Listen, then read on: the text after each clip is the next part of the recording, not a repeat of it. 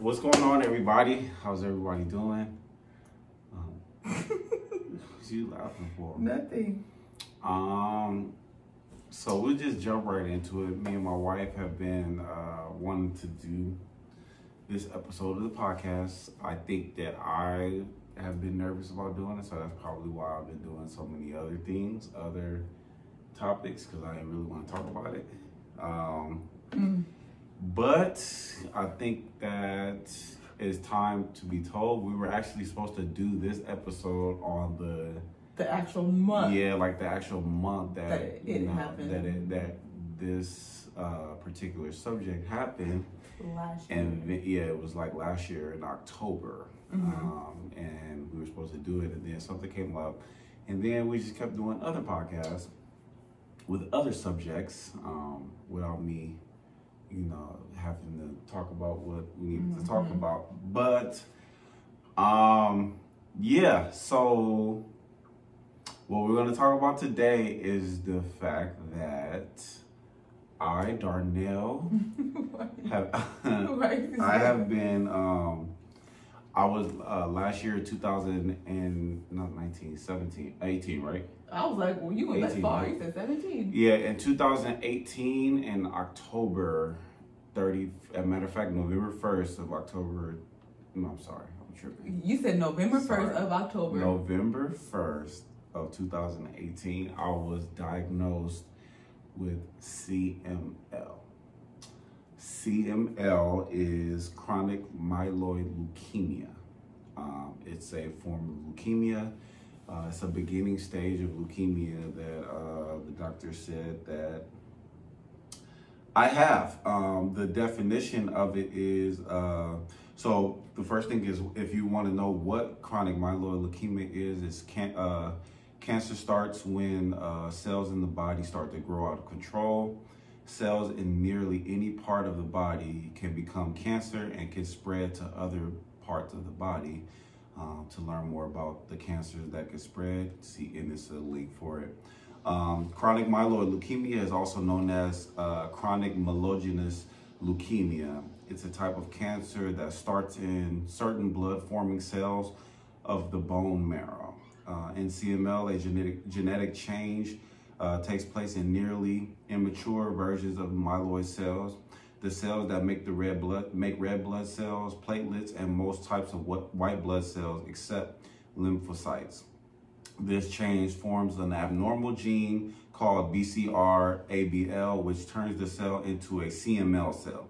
The leukemia cells grow and divide, building up in the bone marrow and spilling over into the blood. In time, cells can also settle in other parts of the body, including the spleen. CML is fairly slow-growing leukemia, but it can change into a fast-growing acute leukemia that's hard to treat.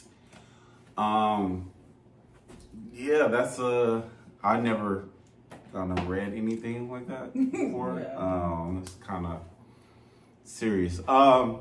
Yeah, so basically to kind of give you guys a backstory on, how we found out. 2018 was a struggle year for us. There was a lot going on. As you know, on our first ever podcast, we talked about how we lost a baby. A month before that, Dominique lost her cousin. We lost our cousin Trey. No, not Trey. Sorry, Adam. I'm sorry. We lost her cousin Adam.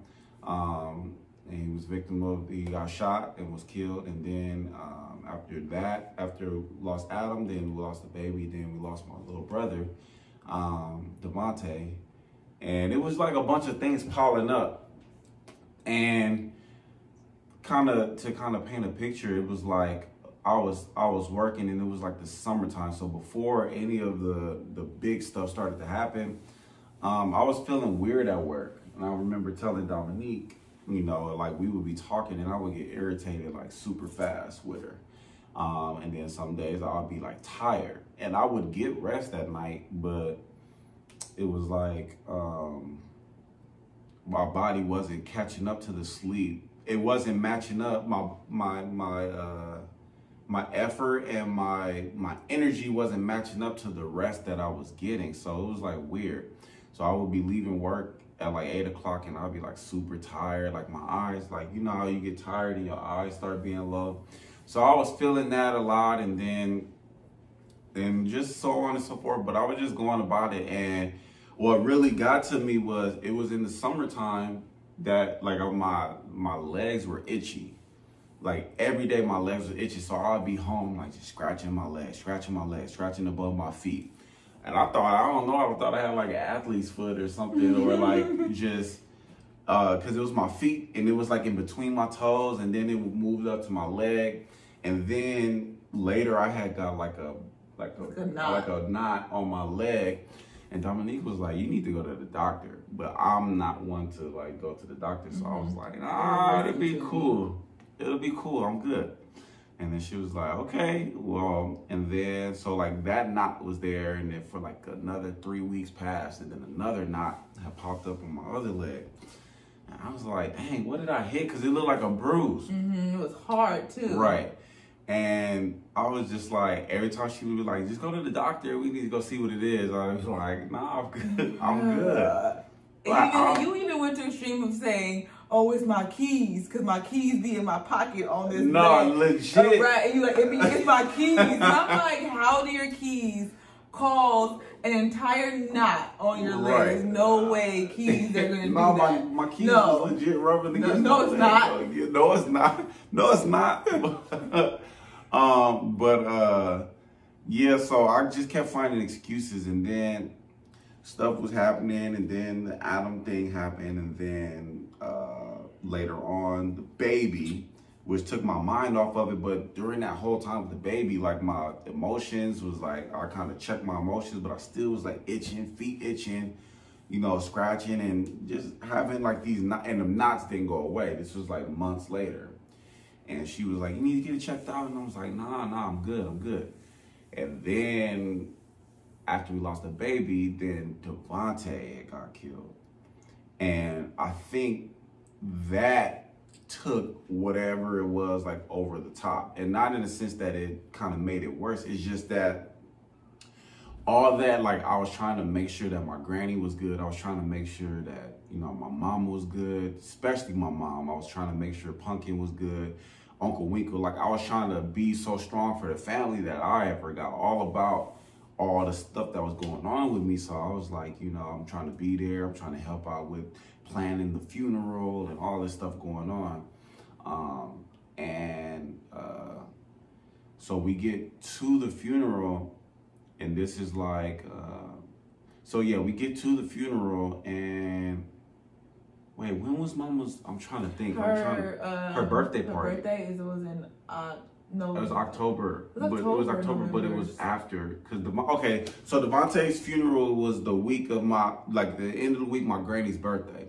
So we did the funeral took a long time because they were investigating the case, and they had to figure out all that stuff, whatever. It took like almost 3 weeks for us to put them in the ground. So we're going through all of that. I'm not paying attention to none of the stuff that's going on. So we finally get to the funeral, and the funeral's over, and everybody's like, you know, like we're having the repast, everybody's eating, and everybody's like enjoying each other's company, different things like that. But I'm sitting on the side, and my granny keeps asking me like, you okay? Like, you need to rest, or are you okay? You thinking about your brother? I was like, nah, I'm just tired. And I couldn't even eat my food. I don't know if you can remember that, but I did. And they had spaghetti, and it was Sister Hattie's spaghetti. I always eat that. So I was like, I couldn't eat that. I wasn't really hungry. I was like tired. So I was like, yo, it's just been a long week. But, you know, lo and behold, it was something else that was happening in my body. So the end of the week comes, the end of the next week comes, and then we do my mom's 80th birthday party. So I'm planning to have a pumpkin. I'm trying to make sure that that's good. So we did that. I'm still not thinking nothing of the itching. I'm still not thinking nothing of all that stuff that's going on. So we get to my mom's party. We do that. The next day, we go to church, and Big Mama we all decided to take Big Mama out to Proud Bird. We go to Proud Bird, and we go out to Proud Bird, we eat, It's all of us, like all the family, all friends, and we all kicking it or whatever. And I'm still on the side, like I eat my food this time. I kind of have an appetite, but I was kind of still tired. And the night before, I had told Pumpkin, and I told Dominique, I was like, yo, this is getting worse. Cause now my ankles was like swelling up and it was itching. And the more I was scratch, I was leaving like scratch marks with blood. I was leaving like, it was just like marks on me. And I was itching bad. Like, you know how like when you trying to get into that inside, I'm like, I'm trying to get it. And it wasn't working, so I called Pumpkin and I was like, yo, look at this and tell me what you think. And then she was like, Dominique had said first, she was like, you might have blood clots. And I was like, okay, blood clots is kind of serious. And then it was like, you need to handle that because a blood clot can move and it could clog an artery and you could die. So I was like, oh, I'm good. It's not a blood clot. And then they was like, but she was like, no, you need to, no, this is serious. You need to, and Pumpkin was like, okay. So I put my foot, it's like ice, both feet. Mm-hmm. And your ankles, they were hot. Yes, that's what it was. I forgot about that. Hot. Yeah, like if you touch it, it was just hot, and we're like, that's not normal either. Like what, like right? And you was like, and so let's see if we can just let's put your feet I put my foot in ice. And hopefully if we can cool it off, maybe that would help. Yeah. And it worked. It worked for a little bit, but then it went back hot again, and so then I was like, okay, well, if this is not okay by tomorrow, then I'll go to the hospital. So then we went to Proudbird. We went to Proudbird the next day. We ate. At the end, I was still, it was itching, and then now it went from the itching to my body just feeling weird, and I was getting headaches. My headaches wasn't, and like I'm not even gonna go back that far, but my headaches had gotten worse and worse. Like I know Ashley was tired of us when we kicking in because we always asking for aspirin. Was everywhere we go. Like, and I literally had got to the point where I was taking BC powder for every day of the week. I was taking BC powder. So I was like, at the end, Mama Deb was there, and I was like, yo, like, okay. Tomorrow, I was like, babe, let's go to the doctor. And she was like, okay, we'll go tomorrow. So we get home after Proudbird, and we're chilling. It's me, you, Mama Deb, and I don't know where Pumpkin was. They were in the room. They were in the room? Okay. So we were kicking and watching a movie, and something just kept tugging at me, like tugging. It was like, yo, you need to go to the hospital. And I was like, nah. I'm just talking to myself. And he was like, no, you need to go. So I'm watching the movie, I'm enjoying the movie. Y'all know how I am. And I was just enjoying it so much. I was like, yo, you need to get up. Like, for real, you need to get up. So by the time, like, we watching the movie, it's like 11 something, and it's just tugging on me the whole movie. And then, so, like, the movie ends at, like, 12:30 or something like that. And I was like, right when it ended, I was like, babe, I think I need to go to the hospital. And then she was like, are you sure? I was like, yeah. I was like, I think I'm sure. So we get up. And she was like, all right, we're gonna go. We told Pumpkin that we were gonna go. Pumpkin was like, yo, just tell us what's happening, blah, blah, blah. Tell Mama Deb, and she had to get up early in the morning because she had to catch a train, if I'm not mistaken. But her and Charlotte was driving back. So. Yeah, so we went to the hospital, got there. Now, this is when it really got real.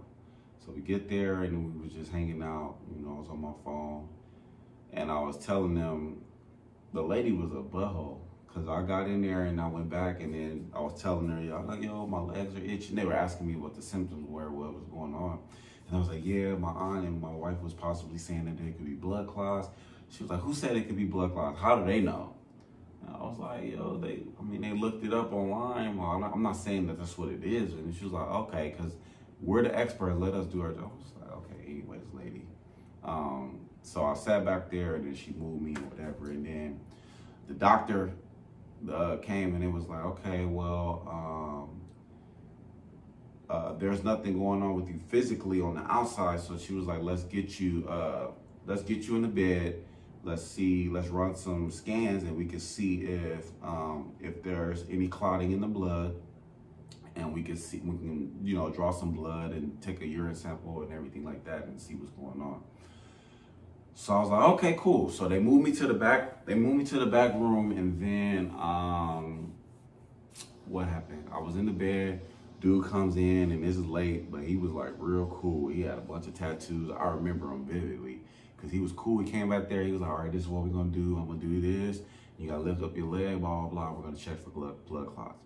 And then it was like an ultrasound. So like how y'all do for the babies or whatever. And then he was telling me how it works. And I was like, how do you see like what it is, blah, blah, blah. And he was like, you see this? And he was like pushing on it. He was like, it makes that sound when there's a lot of blood flow, yada, yada, yada, yada. So he's going on, he's real cool dude. So we're talking back and forth. And he was like, yeah, man, you're probably good. He was like, this kind of stuff happens all the time. It's good that you're being proactive. Doctor comes in and she meets me and she was like, yeah, we're gonna do all your tests, blah, blah, blah. So the results are coming in. So I'll be back in a few to come let you know what's going on. So I'm like, okay, we've been here for like a few hours. It's like 2 o'clock in the morning. And I was like, yeah, I'm ready to go home. Like, I got to go to work in the morning. I had missed a lot of work at Enterprise because of Devontae and because of my mom. And so I was like, yo, I need to go back to work. And I was struggling with my sales. So I was like, oh, this is going to be the month where I start killing it. All I was thinking about was work. I wasn't thinking about nothing else. So I'm laying in the bed, like 30 minutes had passed. And yo, when I tell you that this lady walked in with the palest face, like she walked in and her face was like blank. And she was like, it was like she was tearing up. So when she walked in, we had already built rapport. So when she walked in, I was like, it's bad, huh? And she was like, she just shook her head like, yeah. Her eyes was kind of like watering. I was like, what is about to happen right now? And then so she was like, we got your test results back. And I was like, okay. And then she was like, your T cell count is over, if I'm not mistaken, it was over 300. It was like 313 or something. I was like, okay. I was like, T cell, that's white blood cells, right?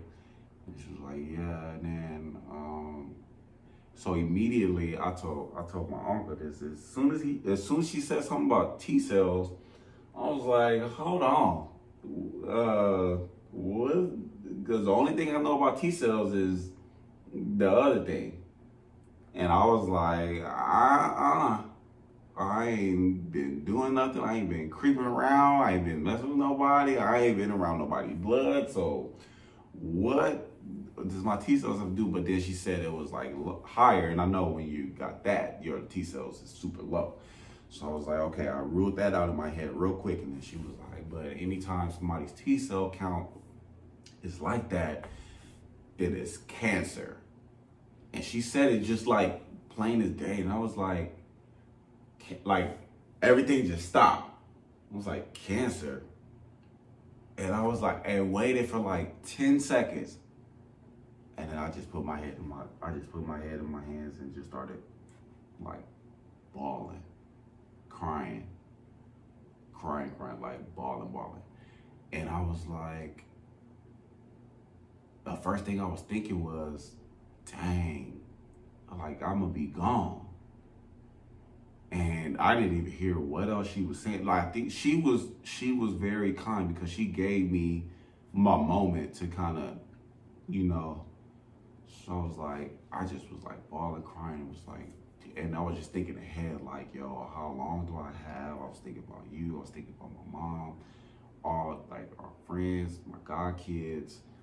And I was just like, yo, how? Like, what? Like, this is not real. Like, I thought it was a dream. Mm-hmm. And she was just like, yeah, we'll have to do more tests, but we have to keep you overnight for more observations and different things like that. And while she was talking, I was just crying. I was like, yeah, I want my wife. I was like, can you I was like, just bring my wife in here. That's all. I don't want to talk about anything else. Can you just bring my wife in? And then, so I was in there crying, and I started praying. Like, yo, why? Like, how? Like, what did I do? Why? Like, bruh, I couldn't understand for the life of me. Like, it was happening so fast. It just was like, boom, like it was like a bullet just pierced me in the heart. Like, I couldn't even fathom, I couldn't even believe it. So then Dominique comes in, and Dominique, she crying. I'm like, bruh. Like, because before you came in, I had just got myself together. And I was like, okay, this ain't what it is. I'm gonna be okay. Oh, and she come in and she crying. I'm like, oh my gosh, you made it. I wasn't trying to, well, I mean, because I was just getting the same exact news that you just got. Right. So, you know. Right. And it's like, that's like no one likes going to the doctor because you always feel like you're going to get bad news. Yeah. And you know, majority of the time you go to the doctor and you're fine. But it was just like, that was one of those times where you actually went and you got bad news. Yeah. And so, because I was out there, because the whole time I was in the waiting room because they don't let you go back there with someone else. So I was just out there just waiting, and it was cold, and I was like, I fell asleep because it was like we were there for hours before she even came out there. So it was like 2-something in the morning, and I was just curled up in the waiting room on the seat. Yeah. And then I just felt someone just tap me on my shoulder, and it was the doctor. And you could just, and like same, like you could just see it on her face. Yeah. She was just like, are you Darnell's wife? I was like, yeah. She's like, okay. She's like, okay. I was like, is he okay? And she was like, I'm gonna take it back to see him. And I was like, if you was okay, then the doctor would just say, yeah, he's fine. We're just gonna take it back to him. He just wants to see you. But she was like, I'll take you to, like, we'll go to the back and we'll talk about it. And I'm just like, this is why people don't like going to the doctor. And so like that whole walk to the back just felt like she wasn't saying anything. She just, you can tell she was just like, and I was like, oh God, like what is happening? Like what, I don't know what's going on. And I just felt like everything just dropped down to the pit of my stomach because I was just like, I don't know what's going on. And so we walked back, and you were still crying when I got back there. You were still crying when I got back there. So I'm just like, and so when I saw you crying, I was like, he died. Like You said that? No, I didn't say that, but that's what I thought in my head. Because, no, that's what I'm saying. Like you thought. Yeah, like, I was like, because that's the only thing you know, that's what you think of when you go to the doctor. You think you're thinking it's bad news. You're like, I'm dying, you know. And I was like, and you don't, something that serious is come back there and see you crying and the doctor's not telling you anything. I was just like, he like, and so you were just crying, and then the doctor, you know, told me, but she was very calm. She was very calm. She was very sweet, and she was just very like good with her words, but she was just like, you know, yeah, his blood cells were this and that, and you know, it's you know, we're looking at either leukemia or lymphoma. And I do remember her saying. Yeah, she was like, so we're gonna, you know, and I was like,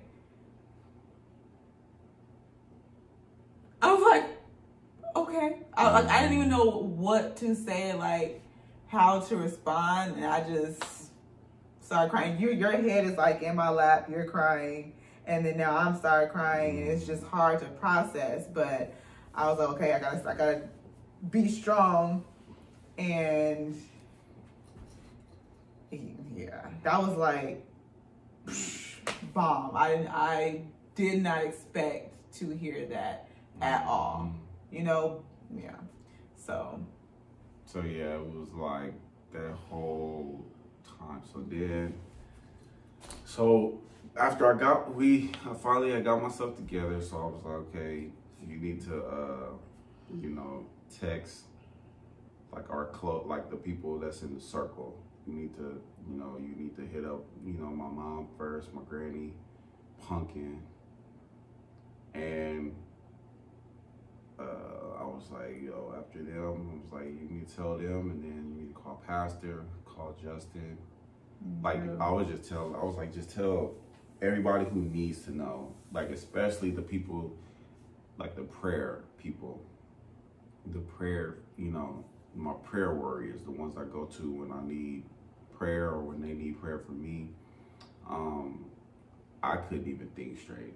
It was so many thoughts that was going in my mind. It was like, yo, am I gonna be on chemotherapy? Am I gonna, you know, is my hair gonna fall out? Am I gonna be like, am I gonna lose a whole bunch of weight? Am I gonna die like in a month? Or like, I started thinking about stuff that I needed to do before I leave. I think we were both having all those thoughts. I was like, what are we about to do? Right. What's about to happen? Like, what do we do now? Like, and we had no information as far as anything after what she told us, you know, so. Right. And you were asking those questions. She was like, am I going to be on chemo? Am I going to lose my hair? Am I going to this and that? She was like, we don't know anything yet. You know, once we get more blood work and we'll, you know, first we have to figure out what it is exactly. Because it was either leukemia or lymphoma. So they had to kind of narrow it down to which one it is. They knew it was one of them, but they had to kind of figure out which one it actually was. Yeah. And so, pretty much after you told me, and like I didn't have a chance to kind of really calm down as much as like you need to call everyone. So I'm just like, okay. And so I'm still trying to process because I didn't really have time to kind of calm down so much. But he's like, you know, you need to call family. And so I think I called, who did I call first? I called your mom first? I called Pumpkin. I think I called Pumpkin first. Yes. I called Pumpkin. Yeah, I think you called Pumpkin because they were here. Because they were here, yeah. They were here. And so I called Pumpkin first. And then I told her. I don't remember what she said. She was just like, because I was still crying. And she was like, what? Oh, yeah, She was like, what? And then I was telling her, and she was like, on my way. And she's like, on my way. You wasn't telling her. You was trying to get it out. No, I know that. I'm saying I was still crying. And so, but once I told her, you know, and she was like, I'm okay, I'm on my way. And so then... and she told Mom. And then she told my mom. And she was and like... And then, you know, my mom was upset. Yeah. She was upset. She was very upset. Yeah. She don't even cuss like that. I know. And so, after I told Pumpkin, I called your mom. I called her, and it was like, I'm still crying because I'm still processing. Like, I just found this out, so, and we have no idea what's going to happen after this. So I called her, and she kind of hears me crying, and she just instantly starts crying, and she just, and I think because since it's so close to Devontae's death, hearing me call and hearing me crying, I know instantly she probably thought the worst. Like, what happened to Darnell? Which is what she was saying on the phone, like, Dominique, what happened to my baby? What happened? And she's crying saying this, and I'm just like, I'm trying to get it out, and I can't because it made me cry harder because hearing her cry, I'm just like, I'm trying to get it out.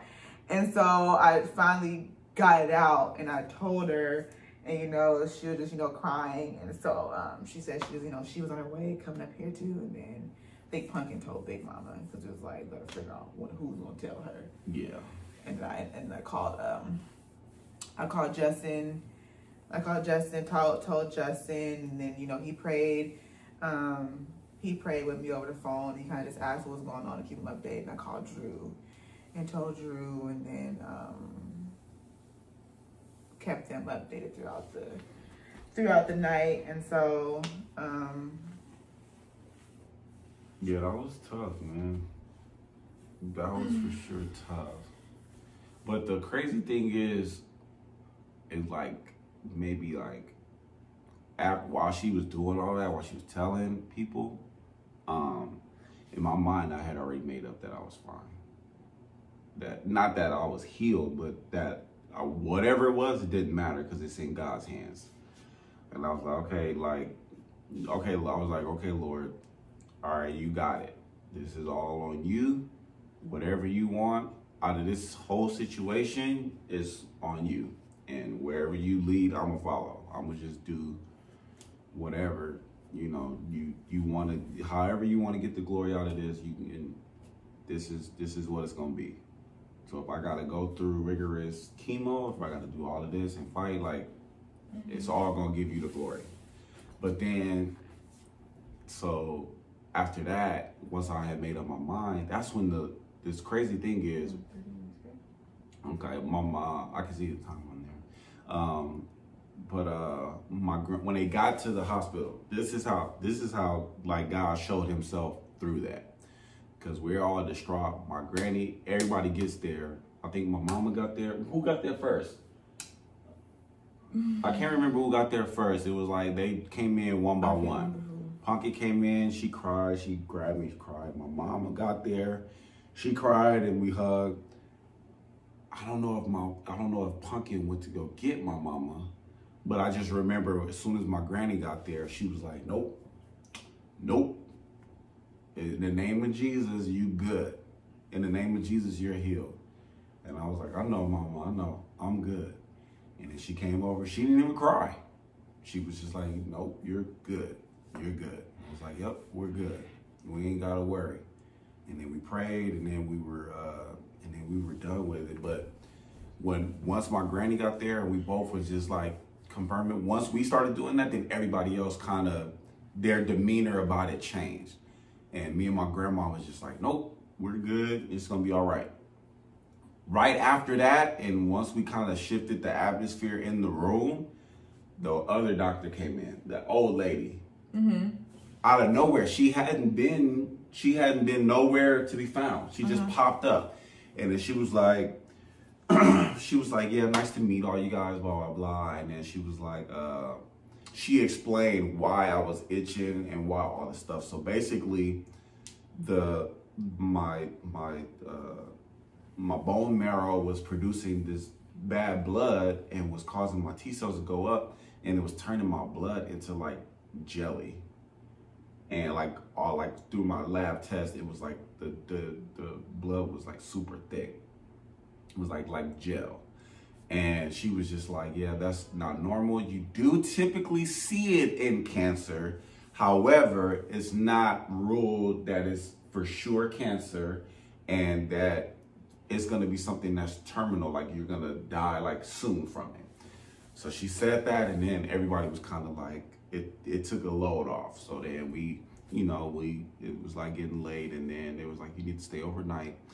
And I just remember like, being woken up, and they finally get me to a room. We go up to the room, and I remember being asleep, and I remember I got the best sleep I don't know, of my life that night. Like, I was getting some good rest. But the crazy thing was, they were saying that they were gonna call a blood specialist to come down. So I just remember, they gave me the pills that they wanted to give me to see if it was gonna affect me. And then I just remember being asleep, and my granny was like, rubbing my head. I don't know where you had went. I think you might have went to go get me some food. But then he came in, and it was just me and my grandma. It was just me and her, and he came in, and he was like, yeah, we found out what you have, and you have, basically, he was like, you have CML. And he was like, CML is not like full-blown cancer, and that it's treatable. Once he said that, I was bawling. Like, I was crying. My mama got up and grabbed me. She was like, it's okay, it's okay. And the doctor was just like, no, it's nothing to be sad about. It's nothing. I was like, I'm not sad. I was like, praise God. Like, it's not nothing that's about to take me out right now. You know what I mean? I was just ecstatic. And he was like, yeah, it's not. It's treatable, and we're trying to figure out how your body's reacting to this medication, because then once you react to this medication, then it lets us know whatever kind of medication that you need to be on. And I was just crying.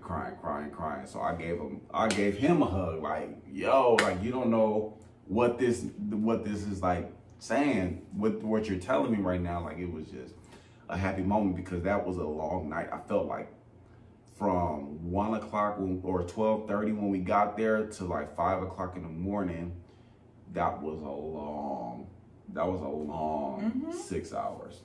We were there. We were there for a couple of days though. No, that's what I'm saying. But we found out what it was that same day. Oh, we yeah. just stayed a couple more days after.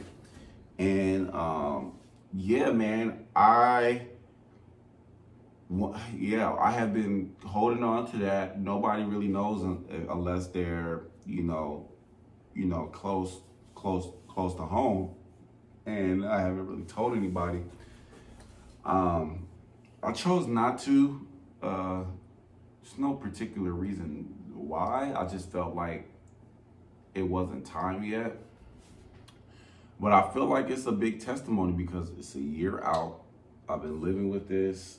I have to take medication every day for the rest of my life, unless it goes all the way away, which it can possibly go all the way. But if it doesn't, I do have to be on medication.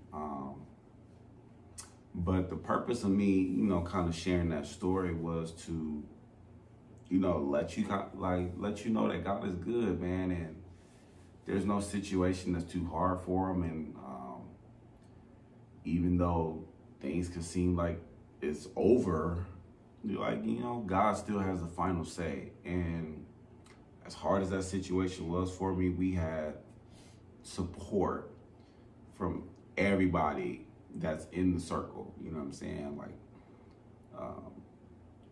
Everybody. Like, after we made all those phone calls, and then we, Pastor was tripping because, he don't like getting a whole bunch of phone calls from everybody. So I know he was nervous. So when I talked to him on the phone, he was just like, man, just let me know, whatever you need. And he was on vacation. It was October, so he was in vacation. He was on vacation, and he was like, it was the same night they left. I think it was. They had just left to go to Vegas. And me and Punker was like, yo, we ruining this man's vacation because everything happened in October. Devontae got killed in October, and then he had to come back for my mama's birthday. And then when they left, he had to find out about you. And it was like, but the support that everybody gave, like Carl and Ashley came the next night, Flo came the next night. Did the Rosses come? I think the Rosses came. Janika was there. Richard couldn't come, but Janika was there in the morning.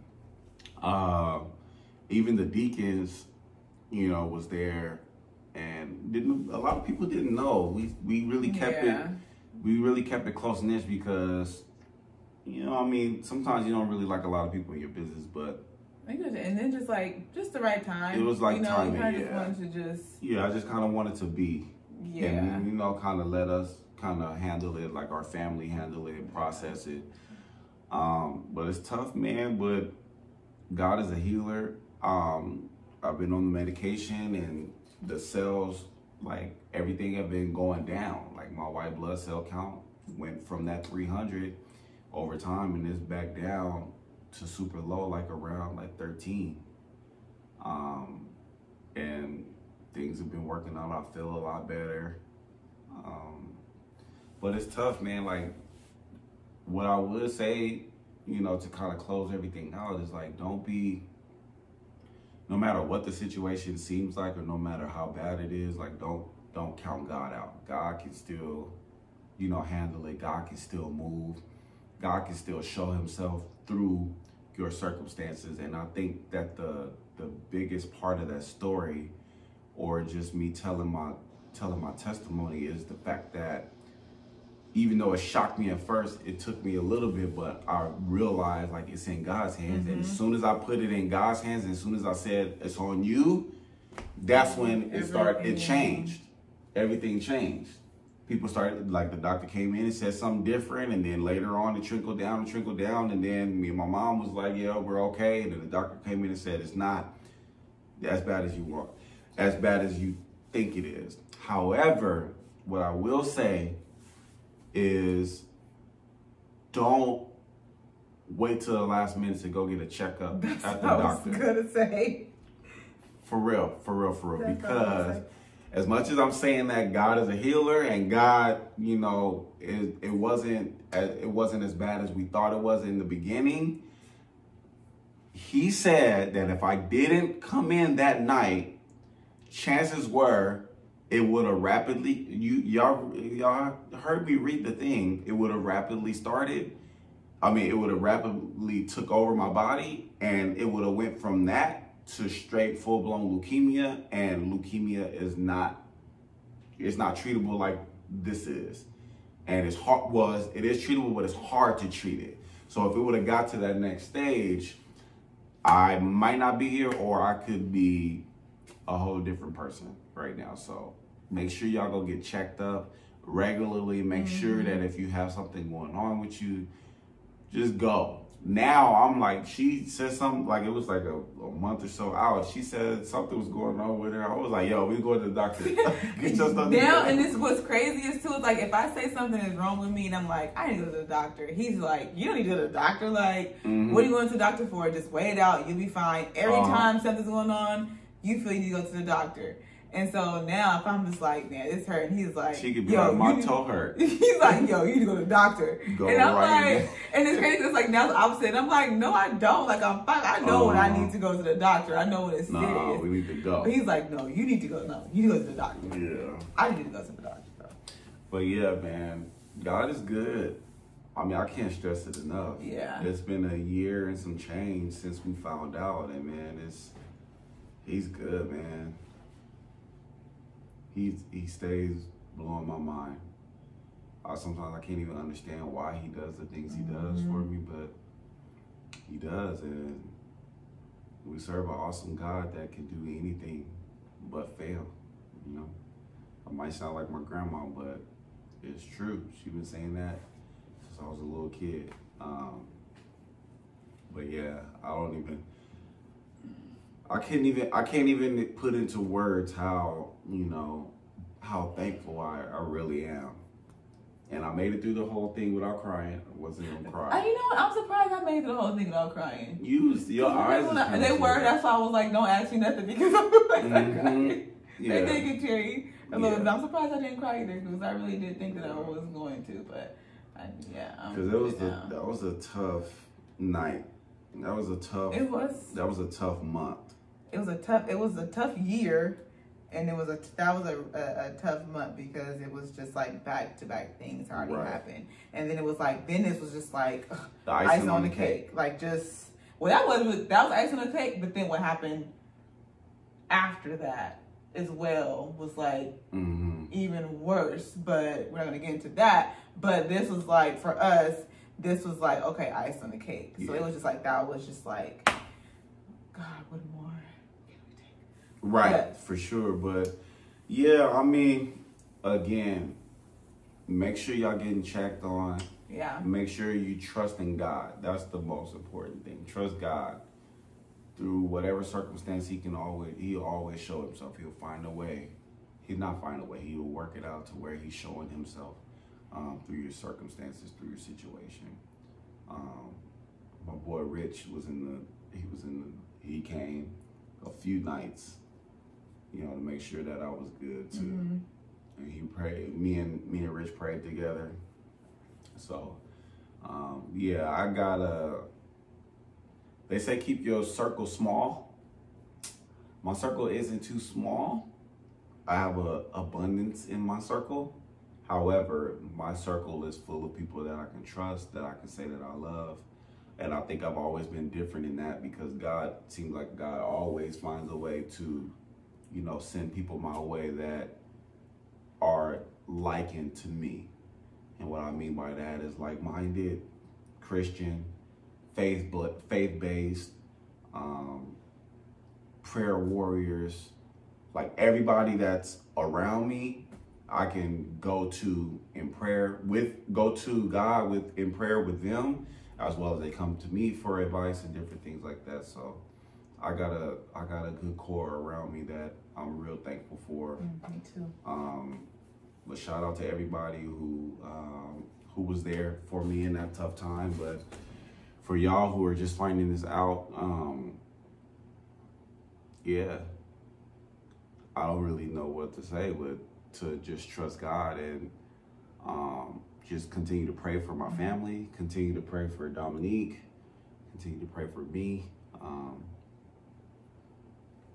Yeah, because all that, and then me being off work, that led to, some other stuff that I feel like, I haven't talked to you about it yet, but I feel like it's about time, to talk about some other personal things that's in my past, in terms of mental health, and in terms of some other stuff that, not a lot of people really knows. I don't even think Dominique doesn't even know like the full thing. So most likely I'm gonna talk to you about it personally first. And then, because I think this is a time where we need to spread awareness. And that's kind of been tugging in my spirit for the last couple of months, like on certain things like mental health and different things like that. Depression, all that. So, but yeah, God is good. I'm going to end on a good note. God is good. God is amazing. God is merciful. God is kind. God is loving. He's everything and above. And he loves you no matter what you do. No matter what you say. No matter how you feel. Always remember that Jesus is real. I did it. You did it. We did it. I remember. I didn't like stumble this time. That's my baby. But yeah, we appreciate the support from you guys. Before we go, this is a shirt. This is faith. This girl has faith, and it's from a company called Faith. Faith has a purpose, or Purpose and Faith. Let me look it up real quick before I let y'all go. The crazy story is I was doing an install. I work for ADT. I went into a home, and me and the girl were talking, and she was a believer. She's a believer.